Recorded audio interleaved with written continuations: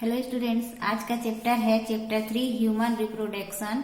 Important notes with important question answer. कई बार होता यह है कि हम पूरा बुक पढ़ लेते हैं लेकिन हमें ये समझ में नहीं आता कि हम कहाँ से क्या याद करें। तो ये इंपॉर्टेंट नोट्स आपका के लिए बहुत हेल्पफुल होगा।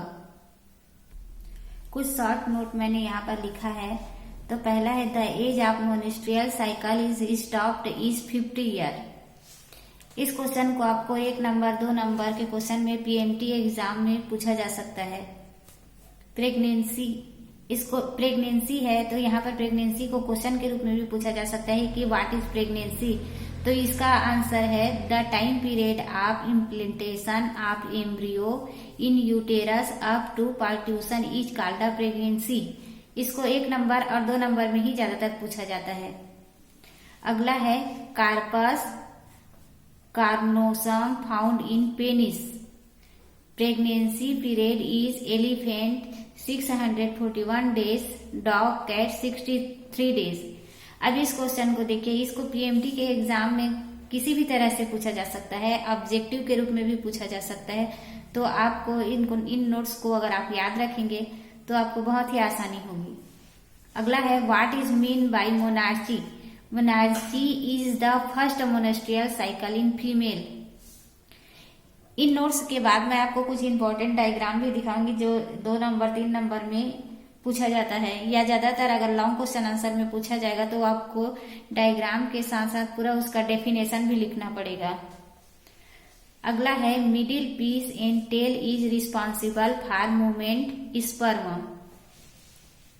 Multiple birth in dog. There is multiple ovulation, hence 6 egg would be released। इसको क्वेश्चन के रूप में भी पूछा जा सकता है कि how is a birth in dog multiple. तो इसका आंसर यही है। आप इसको इसी तरह 2 लाइन में ही लिखेंगे तो आपको 2 नंबर मिल जाएंगे।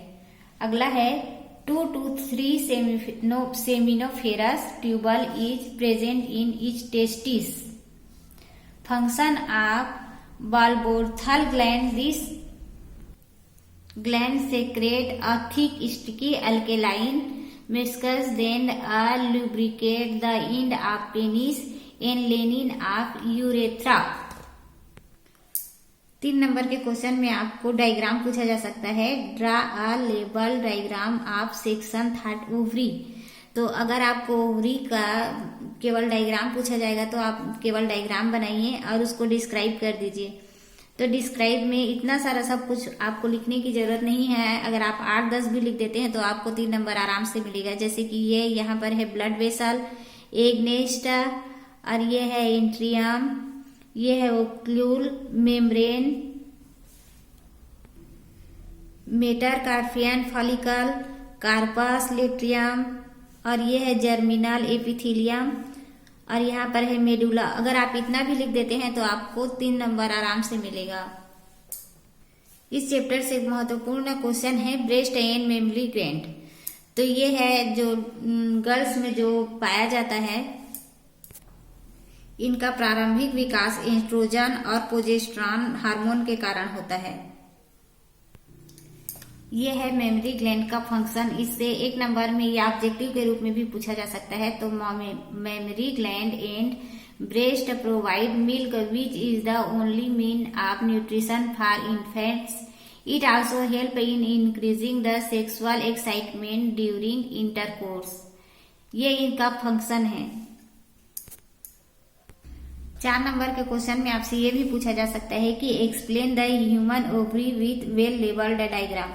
ये ओवरी का चित्र है। अगर 3 नंबर में पूछा जाएगा और अगर केवल चित्र बनाना ही रहेगा तो आप केवल इस डायग्राम को ही बनाएंगे। लेकिन अगर 4 नंबर 5 नंबर में पूछा जाएगा इसी क्वेश्चन को तो आपको डिस्क्राइब करके भी बताना पड़ेगा। तो देखिए इसका डिस्क्राइबेशन कैसा है। The outermost covering of the ovary is called tunica albuginea. The whole of the ovary is lined with a germinal epithelium.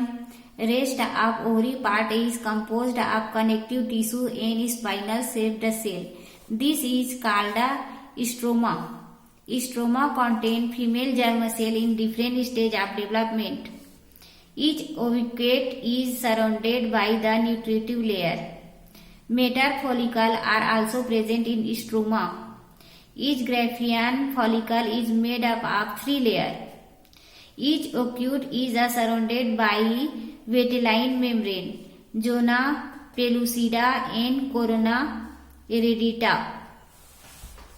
When the metafollicule bursts, the ovum moves toward fallopian tube. After the extraction of ovum, the follicle is called the corpus luteum, which secretes progesterone hormone. अब आगे चलते हैं कुछ और भी important notes में। तो देखिए, यह 46 chromosome in zygote. Name the reproduction cycle of female primates. The name of thin layer which cover the वेनिकल opening. Write the name of 4 part of sperm. Head, neck, middle portion. ये है sperm. अब sperm का केवल diagram ही पूछा जा सकता है। तो डायग्राम बहुत ही सूक्ष्म होता है और लगभग सभी जंतुओं में इसकी रचना एक ही जैसी होती है। तो जो ऊपर का हिस्सा होता है इसे हेड कहते हैं। इसकी रचना प्रायः तैरने के अनुकूल होती है, अर्थात सक्वाकार होता है, जिसे एक्रोसोम कहते हैं। तथा ये जो ऊपर का हिस्सा है वो प्लाज्मा मेम्ब्रेन का बना होता है और जो ये बीच का भाग होता है इसे मिडिल पीस कहते हैं। तो मिडिल पीस होता है, इसमें जो तंतु के चारों तरफ माइटोकॉन्ड्रिया का आवरण पाया जाता है। और ये वाला जो लास्ट वाला भाग होता है इसे टेल कहते हैं। इसी की सहायता से स्पर्म इधर उधर चल सकता है, अर्थात जो प्रचलन होता है वो इसी की वजह से होता है। अगला बहुत ही इंपॉर्टेंट नोट्स है, name the process of formation of the mature ovule. तो इसका आंसर है oogenesis. The wall of uterus is made up of 3 layer, perimetrium, myometrium, endometrium. Draw the लेवल diagram of male reproductive organ. ये आपको question में पूछा जाएगा कि लेवल डायग्राम बनाइए मेल रिप्रोडक्टिव ऑर्गन का, तो आपको केवल डायग्राम ही बनाना होगा। तो ये थे कुछ बहुत ही इंपॉर्टेंट नोट्स और क्वेश्चन आंसर चैप्टर 2 से। चैप्टर 3 का जो इम्पोर्टेंट क्वेश्चन है, ये चैप्टर 3 का इम्पोर्टेंट क्वेश्चन आंसर है जो आपको नोट्स के रूप में मैंने आपको बताया है। उम्मीद है आपको समझ में आया होगा। अगर इतना भी नोट्स आप याद कर लेते हैं तो आपके ऑब्जेक्टिव क्वेश्चन के आंसर आपसे जरूर बन जाएंगे। तो मिलते हैं अगले चैप्टर में। Thank you.